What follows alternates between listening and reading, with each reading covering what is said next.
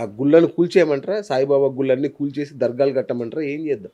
నన్ను మీ అడిగితే కూల్చేయమనే చెప్తానండి. నా హ్మ్. వ్యక్తిగత అభిప్రాయానికి ఎవరైనా విలువిస్తానంటే కూల్చేయమని చెప్తా. హ్మ్. కానీ ప్రజాస్వామ్యంలో ఎవడి విశ్వాసం వాడికి ఉంది కాబట్టి, హ్మ్. ఆ పని నేనైతే స్వయంగా చేయను. కానీ నా కోరిక ఒకటే చెప్తున్నాను. ఆ! సాయిబాబా గుళ్ళు నిజంగా హిందూ ఆలయాలు అని గనక వాళ్ళు ప్రూవ్ చేయాలి అనుకుంటే, సాయిబాబా ముస్లిమా, హిందువా తేల్చాల్సింది నేను కాదు. షిరిడీ సాయి సంస్థాన్ ట్రస్ట్ వాళ్ళు. హ్మ్. వాళ్ళొచ్చి, "అయ్యా మీరు పొరపాటు పడుతున్నారు. సాయిబాబా పక్కా హిందువు. సాయిబాబా ఉంటున్నవి 100% హిందూ ఆలయాలు" అని వాళ్ళని చెప్పమనండి. ఓకే. వాళ్ళనే చెప్పమనండి. హ్మ్. అలాగే సాయిబాబాది 100% హిందూ ఆలయాలే అయితే గనక, మిగతా హిందూ ఆలయాలన్నీ దేవాదాయ శాఖ పరిధిలో ఉన్నప్పుడు, ఒక్క సాయిబాబా ఆలయాలు మాత్రం ఇండిపెండెంట్‌గా ఎందుకుంటున్నాయి? హ్మ్. వాటిని కూడా దేవాదాయ శాఖ పరిధిలోకి తెచ్చేయండి.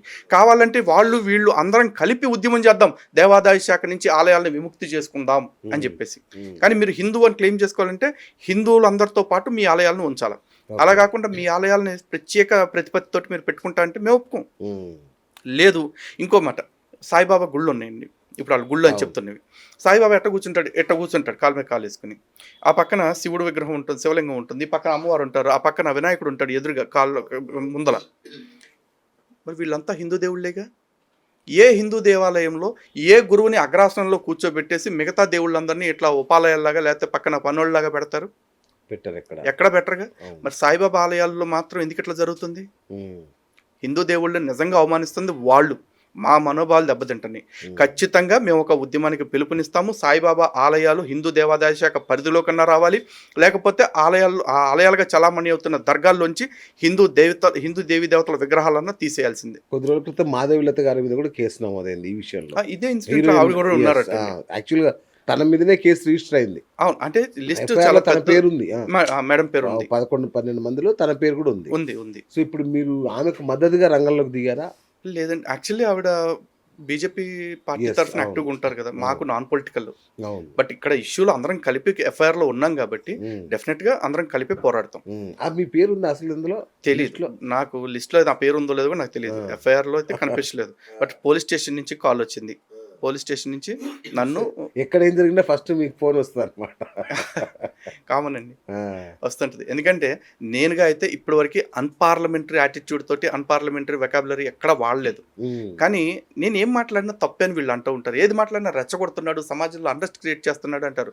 అరే నిజాలు చెప్తున్నాను నేను. నా ధర్మానికి సంబంధించి, నా ధర్మంపై జరుగుతున్న దాడులకు సంబంధించి నేను మాట్లాడకపోతే ఇంకెవరు మాట్లాడతారండి? హ్మ్. పోనీ ఇలా మాట్లాడకపోతే నేను కూడా ప్రవచనకర్తల్లాగా కూర్చొని బాబా గారు బంగారం, బాబా భక్తులు సింగారం అని చెప్పుకుంటూ కూర్చోనా? హ్మ్. నేను బరాబర్ తొక్కుతా. హ్మ్. నా ధర్మానికి హాని కలిగిస్తున్నారు అంటే నేను నిలబడతా. హ్మ్. మాక్సిమం ఏం చేస్తారు? జైల్‌లో పెడతారు. ఈ రోజు కాతే ఏదో ఒక రోజు ఈ పోరాటంలో ఎక్కడో ఒక చోట బ్రేక్ త్రూ ఉంటుందండి. హ్మ్.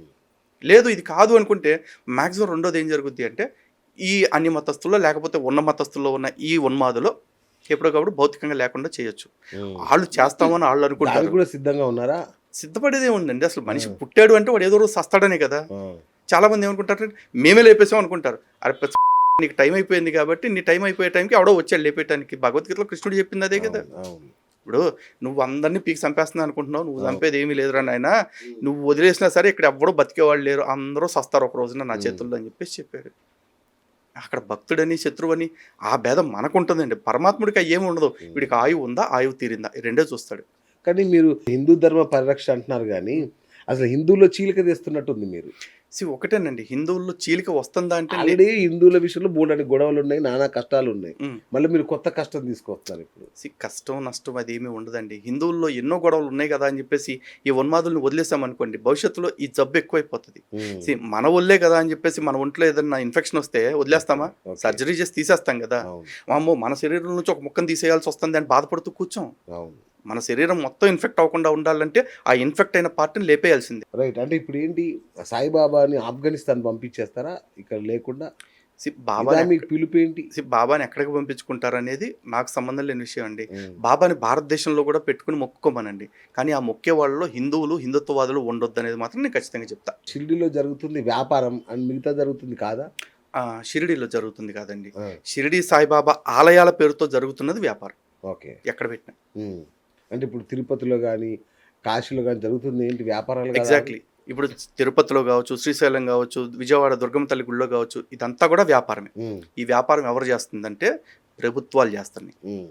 ఆ ఆదాయం ప్రభుత్వాలకు వెళ్తుంది. ఓకే. ఆ ఆదాయంలో నుంచి వచ్చిన ఆ ఆదాయం ద్వారా వచ్చిన అంటే ఫలితాలు ఎట్లా ఉంటున్నాయి అంటే, ఉమ్. తిరుపతిలో ఇప్పుడు చూసారు శ్రీనివాస సేతు గరుడ వారధి కట్టారు. అవును. ఆ గరుడ వారధికి మా డబ్బులే ఇచ్చారండి. మన డబ్బులే ఇచ్చారు అవును. హిందువులు. అంతేగా. హిందువులు డబ్బులే ఇచ్చారు. తిరుపతిలో రోజు ఒక 2 లక్షల మంది అన్నం తింటున్నారు ఉమ్. ఫ్రీగా.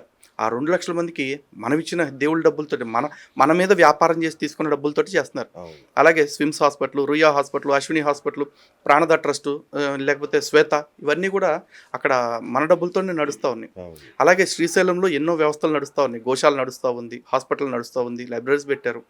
ఇంకా చిన్న చిన్న గ్రామాల్లోకి వెళ్ళి కళ్యాణాలు చేస్తూ ఉన్నారు. అలాగే విజయవాడ కూడా అంతే. గిరిజన గ్రామాల్లోకి, తాండాల్లోకి, లేకపోతే ఏజెన్సీ ప్రాంతాల్లోకి వెళ్ళి అక్కడ పౌరోహిత్యం చేస్తూ అక్కడ వాళ్ళందరికీ కూడా ధర్మాన్ని ప్రబోధిస్తూ ఉన్నారు. ఇదంతా మన డబ్బులతోటి చేస్తున్నారు. అలాగే జగన్మోహన్ రెడ్డి గారు గవర్నమెంట్ ఉన్నప్పుడు జగనన్న విద్యా దీవెన, వైఎస్ఆర్ వాహన మిత్రకి, పెన్షన్ కానుకకి, ఇంకేదో చేతిగుడ్డ, మూతిగుడ్డ అని ఏదో చాలా పథకాలు పెట్టారు. వాటన్నిటికీ కూడా దేవాదాయ శాఖ డబ్బులే తీసుకున్నారు. ఉమ్. ఆ డబ్బులు దేవాలయాల నుంచి వస్తుంది కాబట్టి.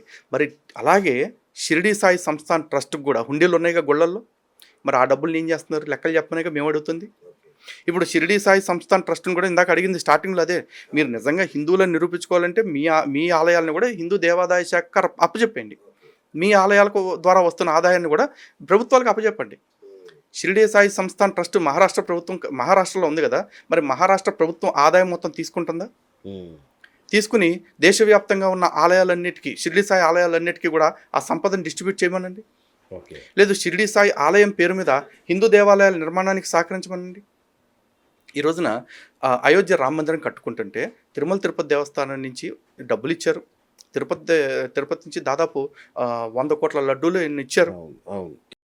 మరి షిరిడీ సాయి సంస్థాన్ ట్రస్ట్ నుంచి అయోధ్యకు వెళ్ళి లాంఛనాలు ఏంటో చెప్పమానండి. ఉమ్. ఎందుకు పంపించలా?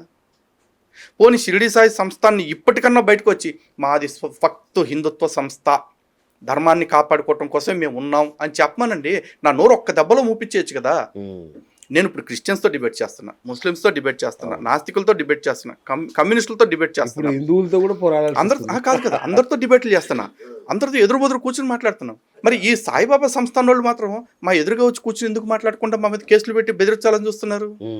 మాతో కూడా మాట్లాడి, బాబు నాయన మీరు తప్పుగా ఫీల్ అవుతున్నారు, సాయిబాబా ముమ్మాటికి 100% హిందువే, ఇదిగో కావాలంటే మా దేవాలయాలు, మా దర్గా ఏదైతే ఉందో సాయిబాబా దర్గా, దీని బైలాస్ చూసుకోండి ఒకసారి అని చెప్పేసి చూపించమనండి. ఆ ఉత్తరాఖండ్ నుంచి నేను దాన్ని దర్గాని కాకుండా దేవాలయం పిలవకపోతే చూడండి. నాకు నా పోరాటం పట్ల, నా ప్రయాణం పట్ల, నా ప్రస్థానం పట్ల నాకు ఒక క్లారిటీ ఉందండి. నేను ఎవరిని రెచ్చగొట్టాలనుకుంటున్నా, మేల్కొల్పాలనుకుంటున్నా. కానీ కర్మగాలి ఇది హిందువులకు సంబంధించింది కాబట్టి మిగతా వాళ్ళు, హిందువుల్లో ఉండే కొంతమంది ద్రోహులు, అంటే హిందువుల్లో కొంతమంది కాదు, హిందువుల్లోనే ఎక్కువ మంది ద్రోహులు ఉన్నారు మనకి. ఎందుకు? హిందుత్వవాదులు తక్కువ, హిందూ ధర్మాన్ని అర్థం చేసుకునే వాళ్ళు తక్కువ. ఇక్కడ చాలామంది కోహనా హిందువులని ఉంటారు. వాళ్ళని మనం ఏమంటామంటే సూడో హిందూస్ అంటాం. తర్వాత ప్రాక్సీ హిందూస్ ఉంటారు, బెనామీ హిందువులు. వీళ్ళు హిందుత్వం పేరే చెప్తారు కానీ హిందుత్వంకి నష్టం కలిగించే పనులే చేస్తుంటారు, పరమతాల వాళ్ళకి పనికొచ్చే పనులు. సెక్యులర్ హిందూస్ ఉంటారు, లిబరండు గ్యాంగ్ ఉంటారు, లిబరల్ హిందూస్. వీళ్ళందరూ హిందువులకే దెబ్బేస్తూ ఉంటారు. ఇలాంటి వాళ్ళని ఇంతమందిని తట్టుకుని మేము ఫైట్ చేస్తూ ఉండాలండి. ఇంకొంతమంది హిందువులు ఉంటారు, వాళ్ళు నిజంగా భక్తి ఉంటుంది, కానీ ఆ భక్తి ఎలా ఉంటుందంటే, ఓ ఇక్కడ మొక్కితే నాకు కోరిక తీరిందా, అక్కడ మొక్కితే నాకు తలనొప్పి తగ్గిందా, ఇక్కడ మొక్కితే నాకు జ్వరం తగ్గిందా, ఇట్లా చూస్తారు. కానీ జ్వరం తగ్గటానికి, తలనొప్పి తగ్గటానికి దేవుడి దాకా ఎందుకు? ₹10 పెనసిన్ ట్యాబ్లెట్ తోటి, పారాసెటమాల్ తోటి పోయిద్దిగా. కాదు, వాళ్ళ మాయల్లోకి చిక్కుకుని మత మార్పిడి కూడా అయిపోతూ ఉంటారు ఇట్లాంటి దుర్మార్గాలు నమ్మి. మరి హిందువులు ఇంత అమాయకంగా విజాతీయులతోటి, స్వజాతీయులతోటి ద్రోహానికి గురవుతుంటే మరి నేనేం చేయాలండి? ప్రాణాలు పణంగా పెట్టి పనిచేయటం కాకుండా. అతివాదం అనేది అనర్థం కదా.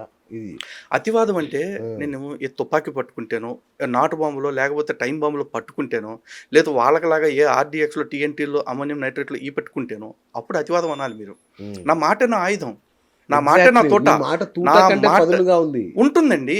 ఇప్పుడు మా వాళ్ళు నిద్ర లేపాలనుకుంటున్నాం, మామూలుగా పడుకున్న తట్టి లేపొచ్చు, కానీ నిద్రపోయినట్టుగా నటిస్తున్న లేపాలంటే కాస్త ఎక్కువ శక్తి చూపించాలి. ఆ ప్రక్రియలో కాస్త ఘాటుగా నా పదాలు వస్తాయి తప్ప అన్పార్లమెంటరీగా ఎక్కడ ఒక్కటి కూడా ఉండదు. అగెన్స్ట్ కాన్స్టిట్యూషన్ ఈ రోజు వరకు నేను మాట్లాడలేదు, మాట్లాడబోయేది లేదు. సో దీని అంతిమ లక్ష్యం ఏంటి? ఇప్పుడు మీ అంతిమ లక్ష్యం ఏంటి సాయిబాబా విషయంలో? ఒకటే చెప్తున్నాను సార్, సాయిబాబా ఆలయాలు ఏవైతే ఉన్నాయో ఇప్పుడు అవన్నీ కూడా సంస్కరణ జరగాలి. సాయిబాబా ఆలయాల పేరుతో ఉన్న వాటిల్లోంచి సాయిబాబా పక్కన పెట్టిన ఈ హిందూ దేవీ దేవతల విగ్రహాలని పూర్తిగా తొలగించాల్సిందే.